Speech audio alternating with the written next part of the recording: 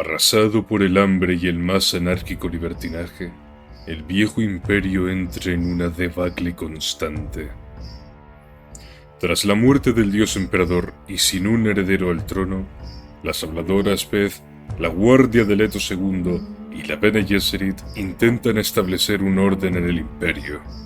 Pero tras la proliferación de las no naves ixianas y el descontrol gubernamental en cada sistema planetario, las naves intergalácticas que no requieren de un navegante para adentrarse en el espacio profundo fueron la solución a una existencia miserable dentro de las conocidas fronteras imperiales. Muchos habitantes del imperio, así como algunas organizaciones, tales como la Bene Trailax, e incluso la propia Bene Gesserit, junto a las antiguas habladoras Pez, decidieron explorar los confines del espacio, pasando de los tiempos de hambruna y desorden a la dispersión de la humanidad. Para algunos cronistas, esta es la verdadera meta que Leto II tenía para la humanidad. Oprimió a su propia gente con el objetivo de que ningún otro tirano ni organización pudiese someter al inquebrantable espíritu humano en el futuro, incentivando a su vez ese ansia de conocimiento y de exploración en las mermadas gentes del viejo imperio de los Atreides. Gracias a los ixianos, la cofradía espacial perdió su monopolio de transporte interestelar, utilizando herramientas de navegación que rozaban e incluso para algunos sobrepasaban los límites marcados por los preceptos butlerianos de la Gran Convención, pero ya no quedaban grandes fuerzas que impidiesen esto. Así que, con el apoyo de los ixianos, la humanidad se adentró en la inmensidad del oscuro, con ese afán inquebrantable de esperanza y libertad.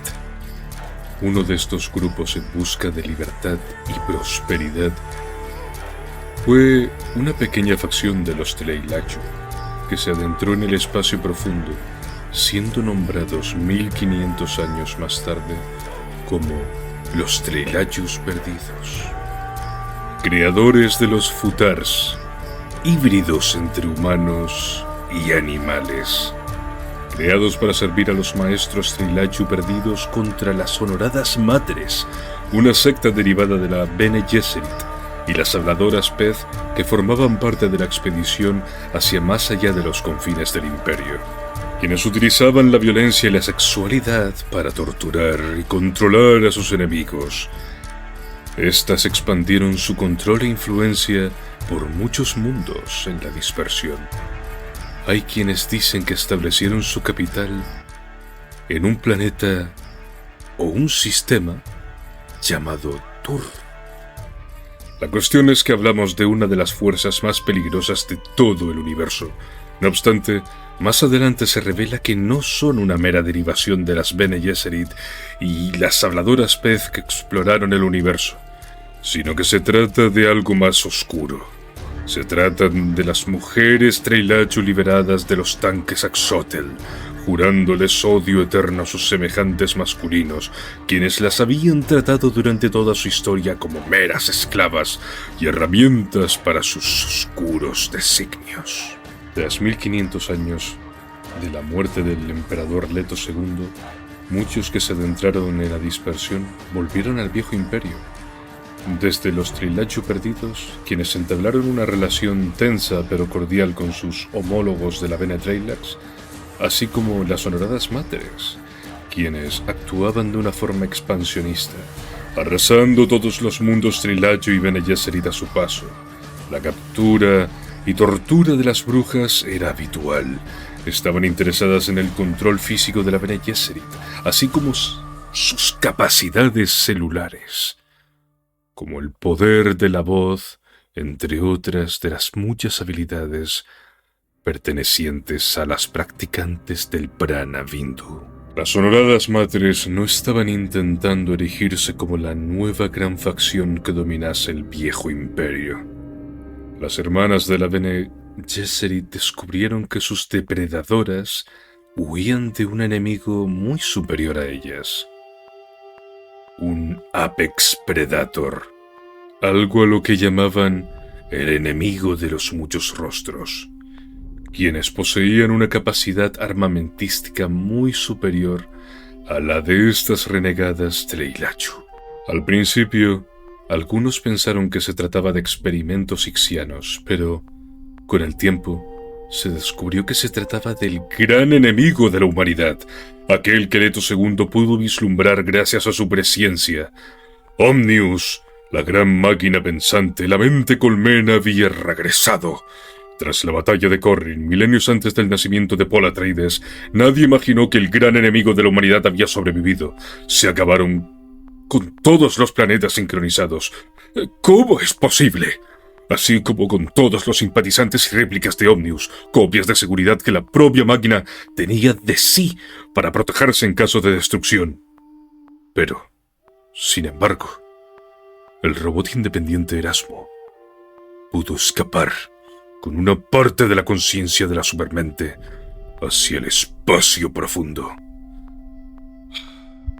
Allí pudo reconstruir su poderosa flota para, llegado el momento, esclavizar a la humanidad, tal y como lo hicieron antaño, 10.000 años antes del nacimiento de Paul Atreides.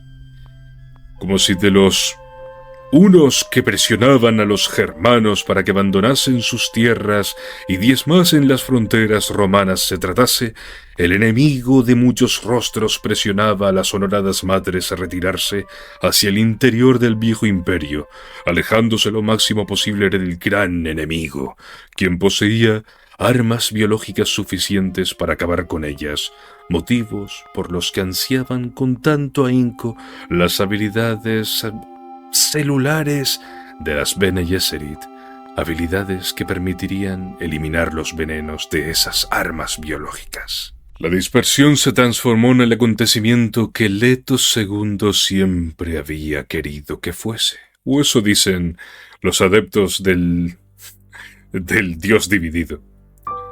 Una era de exploración, conocimiento, de ilustración para la humanidad.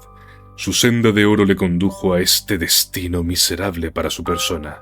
Rakis, anteriormente conocida como Arrakis, renombrada para evitar recordar por sus gentes las atrocidades vividas durante el reinado de los últimos Atreides, sobre todo por el dios emperador, albergaba los gusanos de arena jóvenes que surgieron del maltrecho cuerpo del dios emperador. Rakis volvería a ser el hogar de la Melange, la verdadera y no esa burda y repugnante asquerosa copia Tleilachu creada en los tanques Axotel. ¡Qué barbaridad! Lo que tendrían... No me salen las palabras. Lo que tendrían que aguantar esas pobres mujeres, mientras estos repugnantes maestros genetistas Tleilachu se dedicaban a torturarlas por un fin que... No sabemos si estamos preparados para lo que quieren. No sabemos qué quieren los Tleilachu. ¿Revivir un nuevo Dankar Idaho? ¿Matar a las honoradas madres? ¿A usurpar el poder de la Bene Gesserit?